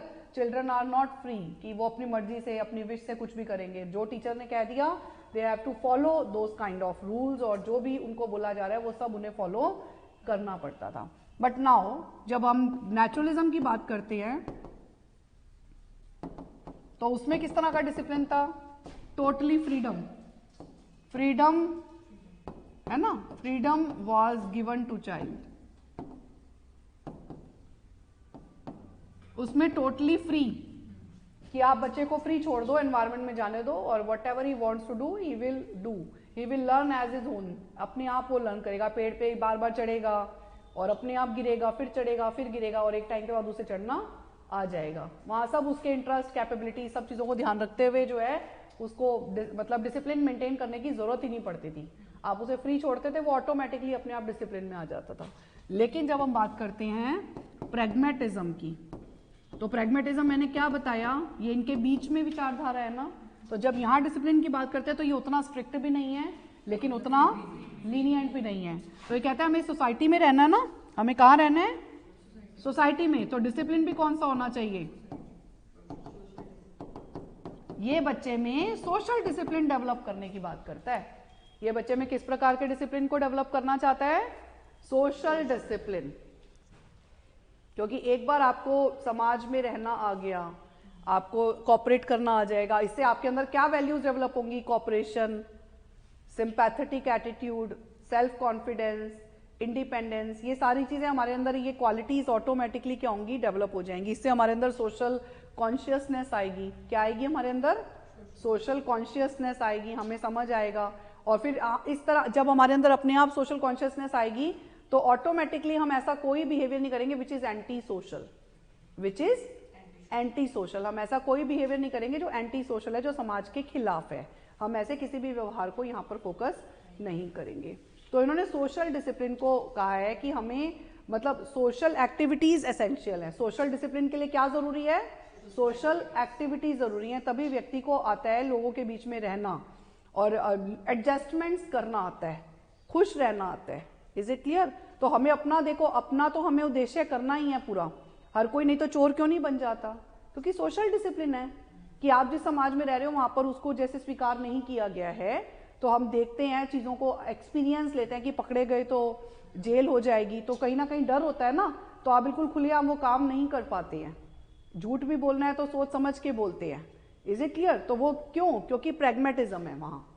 Is it clear? ये कहीं ना कहीं बीच में आपको रखता है, ना तो पूरी तरह स्ट्रिक्ट बनाता है, ना ही पूरी तरह लीनियंट छोड़ देता है। ठीक है, तो सिचुएशन के अकॉर्डिंगली काम करने की आजादी देता है। जैसे वहां तो क्या था कि आपने झूठ बोलना ही नहीं है, और नेचुरलिज्म में क्या था कि आप जो मर्जी करो, पूरी सिचुएशन आपके सामने है। और यहाँ पर क्या है? वो भी नहीं है, वो भी नहीं है। यहाँ पर है कि परिस्थितियां आपको सिखाएंगी, सोशल सिचुएशंस टीचर देगा। Is it clear? तो यहाँ पर सोशल डिसिप्लिन की बात की गई है। तो ये हमारे चारों पॉइंट्स हो गए ना cover, discipline, role of teacher, methods of teaching, सब कुछ हो गया। तो अब देखो इन्होंने कुछ डिफरेंस बताए हैं जैसे नेचुरलिज्म और प्रैग्मेटिज्म के।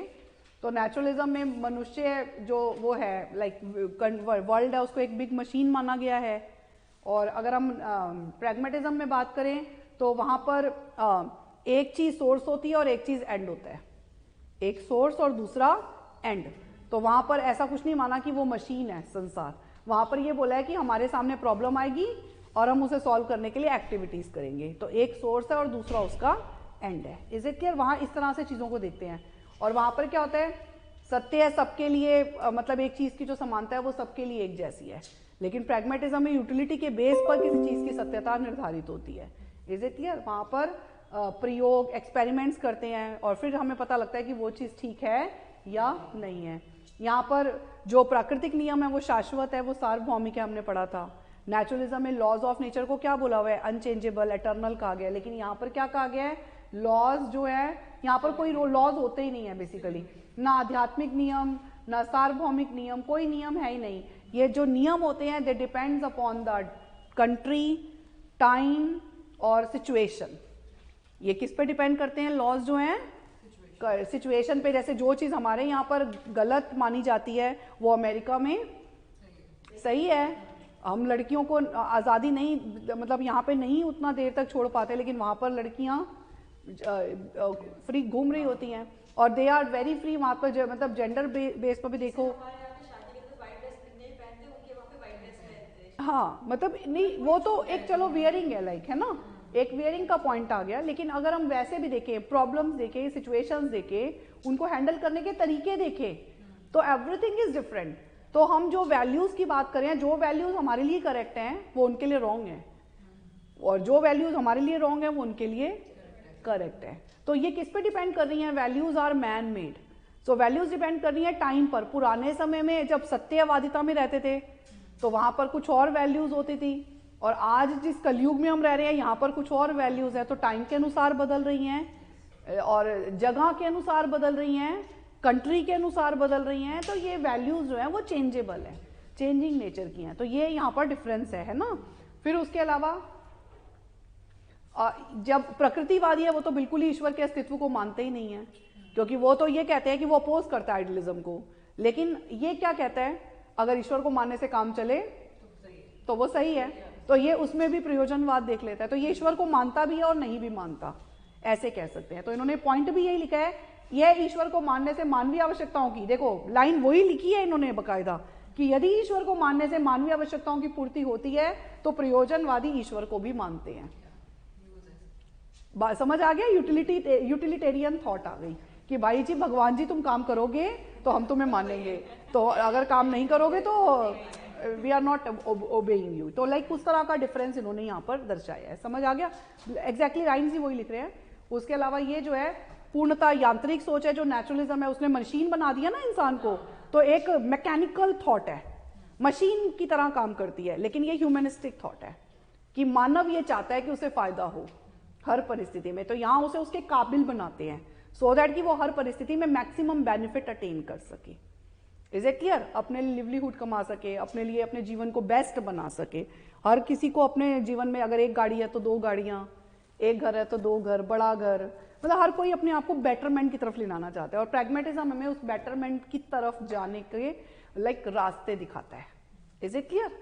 सो आई होप सो आप लोगों को ये सारा कुछ समझ आया। और भी पॉइंट दिए हुए हैं but now you can read as your own. ठीक है, तो अब आगे हम बात करते हैं इसके कुछ मेरिट्स और ड्रॉबैक्स जो होते हैं। ठीक है, तो मेरिट्स तो सारे ही हैं, जो फायदे आपने अभी तक पढ़े वो सारे क्या हैं? मेरिट्स ही तो है, इसके सारे फायदे हैं। जैसे इंपॉर्टेंस ऑफ चाइल्ड, जो अच्छी बात है कि बच्चे को फायदा देता है, बच्चे को इंपॉर्टेंस देता है। ये नहीं तो कहाँ इंपॉर्टेंस दिया गया, टीचर के रोल को इंपॉर्टेंस दी जाती है ज्यादातर। फिर एक्टिविटी सेंटर्ड करिकुलम है, दूसरा पॉइंट इन्होंने क्या बताया? एक्टिविटी सेंटर्ड करिकुलम है मेरिट्स में। तो भाई अच्छा है भाई, हर काम वो जो सीखेगा किताबों में थ्योरी के जरिए तो बच्चे नींद आ जाती है, थ्योरी पढ़ने से उन्हें बोरिंग फील होने लग जाता है, बट यहाँ हर काम में एक्टिविटी करेगा तो मजा आएगा उसे करने में। उसके अलावा importance given to the social and democratic values, ये भी अच्छा है। हमने पढ़ा ना, ये उन वो सोशल कस्टम्स को नहीं मानता और ऑर्थोडॉक्स थिंकिंग को नहीं मानता, तो लाइक वो भी इसका क्या है? फायदा है, बेनिफिट है। प्रोजेक्ट मैथड, ये तो बड़ा ही अच्छा है, इसकी एक अपनी देन है प्रैग्मेटिज्म की, कि ये प्रोजेक्ट मेथड और एक्सपेरिमेंटल मेथड को बहुत ज़्यादा जो इंपॉर्टेंस देता है, वो अपने आप में बहुत अच्छा मेथड है, यूनिक मेथड है, क्योंकि वो बच्चे को ना समस्या के साथ प्रैक्टिकली जूझना सिखाता है। जैसे आप बच्चों को गर्मी की छुट्टियों में एक प्रोजेक्ट दे रहे हो कि बेटा तुम्हें जो है ना इलेक्ट्रिसिटी बिल के ऊपर जो है मैथ्स की क्लास में आपने बोला कि आपने सबका बिल लेना है और सबके मीटर्स की रीडिंग करनी है, देन उसका जो है बिल, उसका आपने एवरेज निकालना है। फिर एवरेज निकालकर आप बताएंगे कि किस बिल्डिंग के अंदर जो फ्लोर्स बने हुए हैं सबसे ज़्यादा बिल उनका आता है। फिर आप उनको सजेशंस देंगे, इस तरह की आपने एक रिपोर्ट तैयार करनी है। तो ये everything is providing like natural experience, एक रियलिस्टिक एक्सपीरियंस बच्चे को दे रही है, तो बच्चे को सोसाइटी में जाने का मौका मिल रहा है। Is it clear? तो यहाँ पर प्रोजेक्ट मैथड अपने आप में इनका एक बहुत बढ़िया देन है। और राइट कॉन्सेप्शन ऑफ डिसिप्लिन, देखो अभी तक हमने कहीं पे भी डिसिप्लिन को ना या तो बहुत हार्ड पढ़ा था या बहुत फ्री पढ़ा था, लूज पढ़ा था, लेकिन यहाँ पर राइट कॉन्सेप्ट है डिसिप्लिन का, कि ना तो उतना हार्ड हैश और ना ही उतना लीनियंट कि बिल्कुल ही भाई जो मर्जी कर लो, उतना आज़ादी दे दी कि बच्चा बाद में हमें ही कोसे कि काश आप हमें पहले गाइड करते तो हम ये परिस्थिति गलत ना होते इसमें। तो वो उस तरह का नहीं है। तो ये कैसा है, बीच में है, सोशल डिसिप्लिन। तो इनका डिसिप्लिन बड़ा राइट टाइप का है। ये तो हो गए इसके second point, activity centred curriculum. Third, फिर उसके बाद डेमोक्रेटिक। इंपॉर्टेंस किसको देता है, सोशल और डेमोक्रेटिक वैल्यूज को इंपॉर्टेंस देता है। प्रोजेक्ट मेथड को इंपॉर्टेंस देता है। राइट कॉन्सेप्शन ऑफ डिसिप्लिन को बताता है। Is it clear? तो वही सारे पॉइंट्स यहाँ पर देखो इन्होंने मेरिट्स में बताए हुए हैं। फिर इसके बाद इसके ड्रॉबैक्स क्या हैं। ड्रॉबैक्स तो देखो हर विचारधारा के सिक्के के दो पहलू होते हैं ना हमेशा। तो जब ये भी एक विचारधारा है तो इसके भी फायदे के साथ साथ अपने डीमेरिट्स या ड्रॉबैक्स हैं। तो क्या है, जैसे अपोजिशन ऑफ एटर्नल वैल्यूज, कि जो शाश्वत मूल्य हैं, जो सत्य है, जो सदैव चले आ रहे हैं, सदैव जो कभी खत्म नहीं हो सकते, इसने उनको नकार दिया। ये बड़ा गलत किया। मतलब आप उस सत्य को आप उन लोगों के हाथ में दे रहे हो जो आपको कोई गारंटी भी नहीं है कि वो उतने इंटेलिजेंट हैं। हाँ, स्टिल लर्निंग। तो मतलब जो शाश्वत मूल्य चले आ रहे थे, जो इतने बड़े बड़े लोगों ने बनाए, या महान जो पर्सनैलिटीज जो हमारे यहाँ के लिए रहे हैं, लाइक चाहे वो आप कह लो कृष्ण भगवान का समय रहा, उससे पहले भी, चाहे वो महाभारता रहा, चाहे वो रामायणा रहा, चाहे वो वेदास रहे, तो कुछ नियम ऐसे दिए गए हैं हमारे यहाँ पर जो शाश्वत है। आप उन्हें नकार नहीं सकते एक एज अपना राइट समझ के कि हम उसके साथ तोड़ मरोड़ सकते हैं, वो अपने आप में गलत है। ठीक है, तो like based on only utility, over utilitarian thought है। जो प्रैग्मेटिज्म क्या है, it is based on over utility. Like over utility, फायदा फायदा फायदा फायदा, सोते समय जागते समय हर समय फायदा फायदा कर रहे हो, हर चीज में फायदा ढूंढ रहे हो, भगवान के मंदिर में भी जा रहे हो तो भी फायदा, which is wrong totally. Is it clear? तो हम मन की शांति के लिए भी तो काम करते हैं। सेटिस्फैक्शन यानी कि इसका मतलब ये है कि जैसे वो जो मैस्लो ने बताया अपनी थ्योरी में, ह्यूमनिस्टिक थ्योरी में, कि सबसे लोअर लेवल फिजियोलॉजिकल लेवल होता है, उसके दूसरा लेवल जो होता है वो सेफ्टी सिक्योरिटी होता है, फिर बिलोंगिंगनेस होता है, फिर उसके बाद सेल्फ एस्टीम पर आते हैं, और जो आखिरी लेवल है सेल्फ एक्चुअलाइजेशन, वहां तक तो हम पहुंच ही नहीं पाते। क्यों नहीं पहुंच पाते? क्योंकि हम नीचे ही जो अपनी लोअर लेवल नीड्स है उन्हीं को पूरा करने में अपनी जिंदगी निकाल देते हैं। डेफिशिएंसी नीड जिनकी कमी हमेशा रहती है, तो वो जो हमारा एफिशिएंट वाली नीड है उसको हम पूरा कर ही नहीं पाते हैं। तो वही चीज यहाँ पर बताई है इसने कि जो इनके यूटिलिटी है ना, ये यूटिलिटी मतलब वही लोअर लेवल नीड्स, उन्हीं को पूरा कर रहे हैं। तो सेल्फ एक्चुअलाइजेशन लेवल पर तो ये जा ही नहीं पा रहे। Is it clear? जहां पर मन की प्रशंसा, वो सब चीजें।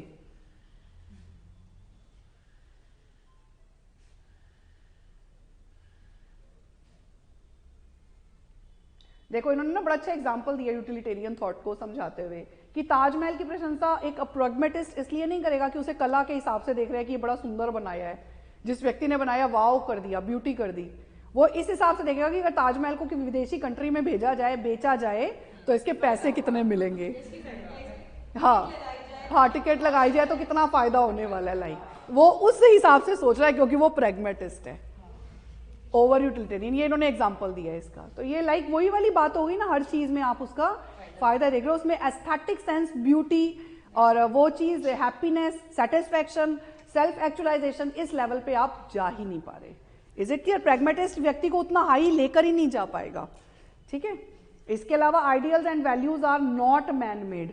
तीसरा बिंदु जो उन्होंने लिमिटेशन में क्या बताया है, ideals and values are not man made. भाई जिसको इन्होंने कह दिया जो शाश्वत है वो मनुष्य बना रहा है, और वो भी ऐसा मनुष्य जो हाई लेवल पर पहुंच ही नहीं पाया, जो भी सेल्फ एक्चुअलाइजेशन लेवल तक ही नहीं गया, तो वो कैसे उन वैल्यूज को, वो तो टच भी नहीं कर सकता, बनाना तो बहुत दूर की बात रही। ठीक है, तो आप उन वैल्यूज को यहाँ पर तोड़ने मरोड़ने की बात कर रहे हो, which is in itself very wrong. जो बेस है हमारा, हाँ बिल्कुल, जो बेस है हमारा, जो हमारा फाउंडेशन है, आप इसी आधार पर ये भी कह सकते हो नेग्लिजेंसी ऑफ पास्ट हमारा बेस होता है ना। लेकिन जो प्रैग्मेटिज्म है वो उस पास्ट को भी क्या करता है, नेग्लेक्ट करता है, नकारता है। तो वो भी इनका अपने आप में क्या है, रॉन्ग कॉन्सेप्ट है। Is it clear? इसके अलावा negligence of moral values, negligence of moral values, ये मॉरल वैल्यूज को भी नहीं मान रहा, उन्हें भी ये स्वीकार नहीं कर रहा, क्योंकि वो भी तो मन की शांति के लिए होती है। सही और गलत का निर्णय आपका दिमाग कब लेता है भाई? जब कोई परिस्थिति ऐसी होती है, जब आप शांति से सोचते हो, और जब दिमाग में यूटिलिटी चल रही होगी, तो सही गलत भाड़ में क्या ना, पेपर में पास होना है तो नकल मारेंगे भाई हम तो, चाहे कुछ मर्जी हो जाए। पास होना है, पढ़ के नहीं गए तो आज नकल मार के ही पास होके आएंगे। यूटिलिटेरियन तो ऐसे ही सोचेगा, क्योंकि उसके लिए तो टाइम इंपॉर्टेंट है ना, वो दोबारा नहीं दे सकता पेपर। वो तो यही सोचेगा, अगर एक प्रैग्मेटिस्ट है तो वो ऐसे ही सोचेगा कि आज जैसे मर्जी करके करना है, बस निकलना है। Is it clear? तो वो ये चीज आ जाती है।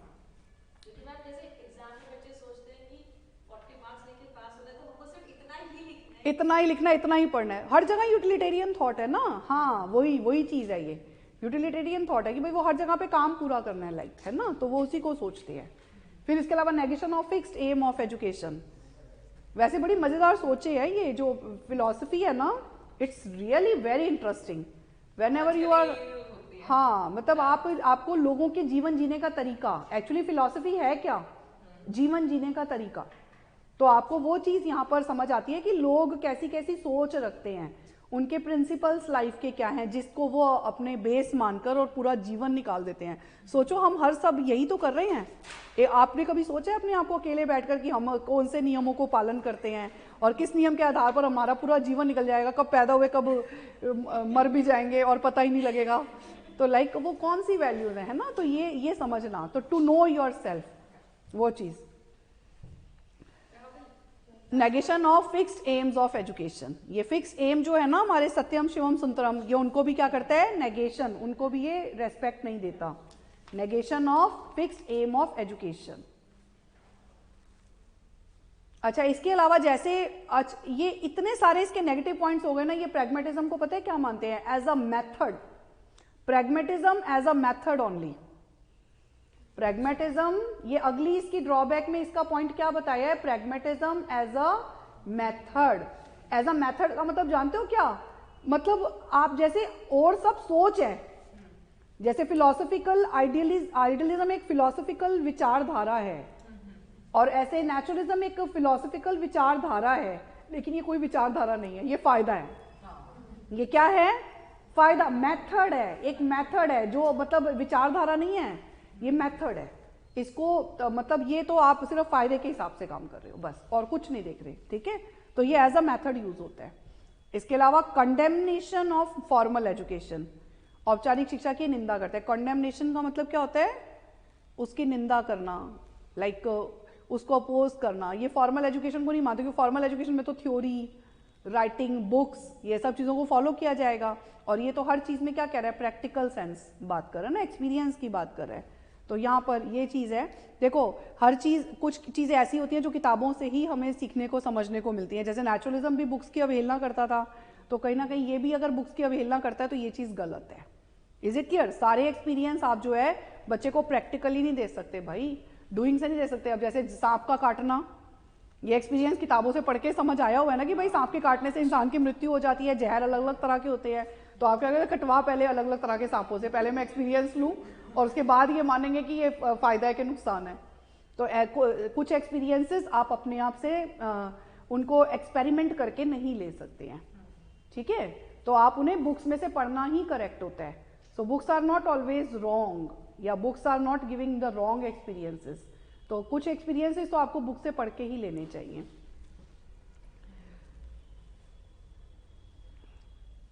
Opposition of मोनोइज्म। मोनोइज्म पता है क्या होता है? एक मोनो का मतलब one, single, mono Catholic. Like इसका मतलब क्या होता है? जैसे आप एक चीज को यहां पर नहीं मान रहे, ये उसे अपोज कर रहा है। जैसे सत्य एक होता है, लेकिन ये उसे कह रहा है सत्य बन रहा है, हर परिस्थिति में सत्य बदल रहा है। तो यहां पर ना ये एक नहीं मानते, मतलब ये जो थॉट है ना वो मोनोइज्म पर बेस्ड नहीं है, एक पॉइंट पर बेस्ड नहीं है कि जैसे सत्य एक होता है, यूनिवर्सल होता है, तो ये नहीं मानता, जो रॉन्ग है अपने आप में। जबकि एक्चुअल मायने में क्या है कि सत्य को बदला नहीं जा सकता, वो एक ही है, सत्य एक है। लेकिन ये इस विचारधारा को स्वीकार नहीं करते। इनके अनुसार there are many truths, as per this thought there are many truths, ठीक है? हाँ, still in making and still in making. Is it clear? So it not can be one, ये वन नहीं हो सकता, truth can not be one. मतलब इनकी जो विचारधारा है ना, इसमें वो प्लूरलिज्म है, प्लूरलिस्टिक विचारधारा जिसे आप बोलते हो ना, प्लूरलिज्म पर बेस्ड है।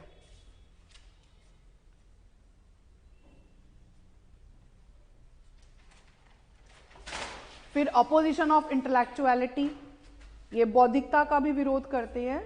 सो इनके अनुसार तो अगर सपोज मान लो आप हर परिस्थिति में जो निर्णय ले रहे हो वो एक्सपीरियंस के बेस पर ले रहे हो, तो वो जानवर भी तो यही करता है, हर परिस्थिति में एक्सपीरियंस के बेस पर निर्णय लेता है वो भी, कि जैसे डॉग को कहीं पे खाना मिल रहा है तो वो रोज खा लेगा, और नहीं मिल रहा तो कहीं और चला जाएगा, है। और ऑपोजिशन ऑफ ये इंटेलेक्चुअलिटी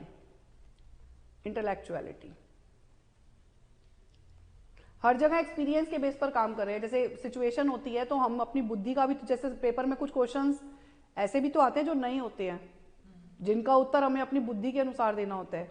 इज इट क्लियर? तो ये उस तरह के इंटेलेक्चुअल एस्पेक्ट को कंसीडर नहीं करता, ये हर जगह एक्सपीरियंस को कंसीडर करता है। एक्सपीरियंस सिखाएंगे, ठीक है। फिर स्पिरिचुअल नॉन सेटिस्फैक्शन, ये भी इनका बहुत बड़ा ड्रॉबैक है। ये स्पिरिचुअलिज्म को नहीं मानता, वही आत्मा, परमात्मा, ईश्वर, मन की शांति, खुशी, प्रसन्नता, ऐसे बिंदु ये नहीं मानता। Is it clear? क्या बोला गया इसे? Spiritual non satisfaction, spiritual non satisfaction. इसके अलावा difficulty in constructing the curriculum, difficulty in constructing curriculum.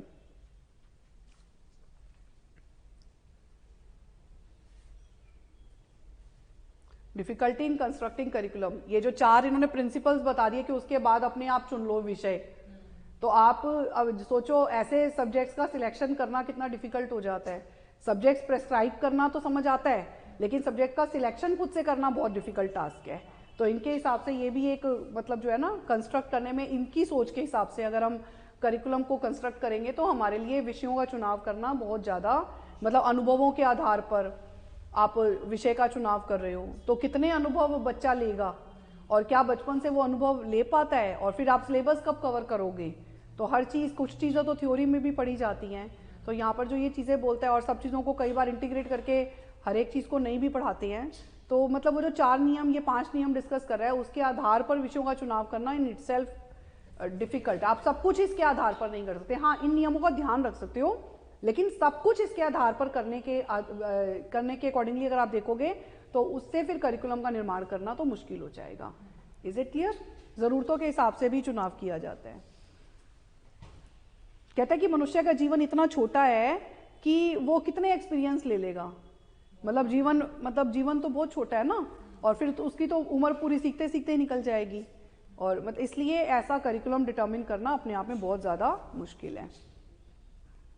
हम संपूर्ण ज्ञान केवल अनुभव और क्रिया के आधार पर प्राप्त नहीं कर सकते, क्योंकि ज्ञान का दायरा तो बहुत बड़ा है, और आप हर पॉइंट को एक्सपीरियंस के बेस पर अगर लेने लगे तो आप फिर नहीं अपने जीवन में एजुकेशन ले पाएंगे। तो नॉलेज लेने के लिए तो किताबों की मदद लेनी ही पड़ेगी। आई होप सो ये क्लियर हो गया आप लोगों को ना।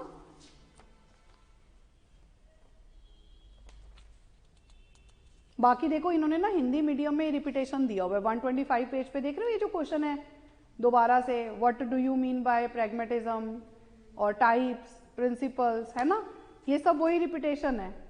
तो ये आपने अब यहाँ से नहीं करना। Short note on the education, ये हमने एम्स ऑफ एजुकेशन पढ़ लिए ना, 127 पेज पे देखो, अगेन रिपीटेशन काट दो, यहाँ से हमें नहीं करना। How it is different from naturalism and idealism नहीं करना, ये हमें ऑलरेडी हमने कर लिया नेचुरलिज्म से इसका डिफरेंस। तो ये सारा हमारा जो है ना प्रैग्मेटिज्म और आइडियलिज्म में डिफरेंस कर लेना, ठीक है। प्रैग्मेटिज्म और आइडियलिज्म में भी डिफरेंस होता है, वहाँ पे शाश्वत मूल्य है, यहाँ पर नहीं है। वहाँ पर ट्रुथ फिक्स्ड होता है, लेकिन यहाँ पर ट्रुथ फिक्स्ड नहीं होता। तो ये तीनों का डिफरेंस जहाँ आपको एक साथ मिले, आप वो क्वेश्चन कर लेना, जिसमें आइडियलिज्म, प्रैग्मेटिज्म और नेचुरलिज्म तीनों का एक साथ मिल जाए ना, या आप ना भी हो तो भी आप पॉइंट्स ऐड अप करके ना तीनों के, और अपना एक आंसर, हाँ है तो बहुत ही अच्छी बात है। हाँ, सब में वही होगा, रोल ऑफ टीचर होगा, वही डिसिप्लिन होगा, वही मेथड्स ऑफ टीचिंग होंगे। तो ये वेरी वेरी इंपॉर्टेंट, ये आपको क्रिटिकल पॉइंट्स भी दे देगा, उसके बेस पॉइंट्स भी दे देगा, और उसके प्लस पॉइंट्स भी दे देगा आंसर के अंदर। ठीक है, इसको आपने जरूर पढ़ना है, इसके साथ ऐड करना है। बस विद दैट्स इट। इसमें आप मेरे नोट्स कर लो और आप ये डिफरेंस एक कर लोगे ना, more than enough, nothing is required. कुछ भी तुम इसे पढ़ के भी मत जाओ, मेरी गारंटी है कि तुम इसे बिल्कुल पढ़ के मत जाओ तो भी तुम पेपर में इसके पॉइंट्स कुछ ना कुछ लिख के आ जाओगे। तो उस बच्चे के लिए जो बिल्कुल नहीं पढ़ेगा, लेकिन एक दो बार अगर आप रीडिंग करके पेपर से पहले सिर्फ रीडिंग करके आप कॉपी चले जाओ तो भी आप बहुत अच्छे नंबर आ जाएंगे। सो आज तो हम इतना ही रखेंगे क्योंकि अगली थॉट को शुरू करेंगे तो वो खत्म नहीं हो पाएगी, है ना। सो आई होप सो ये समझ आ गया। जस्ट अब वैसे अगला जो है तो 20 से 25 मिनट का, बट वो फिर वही है कि 5 मिनट में वो खत्म नहीं होगा, है ना। तो हम अगली जो एग्जिस्टेंशियलिज्म है उसे 20-25 मिनट में नेक्स्ट क्लास में खत्म करके then will move to the जो इसका थर्ड यूनिट है करिकुलम। तो हम करिकुलम को फोकस करेंगे, ठीक है। So okay, bye bye all of you.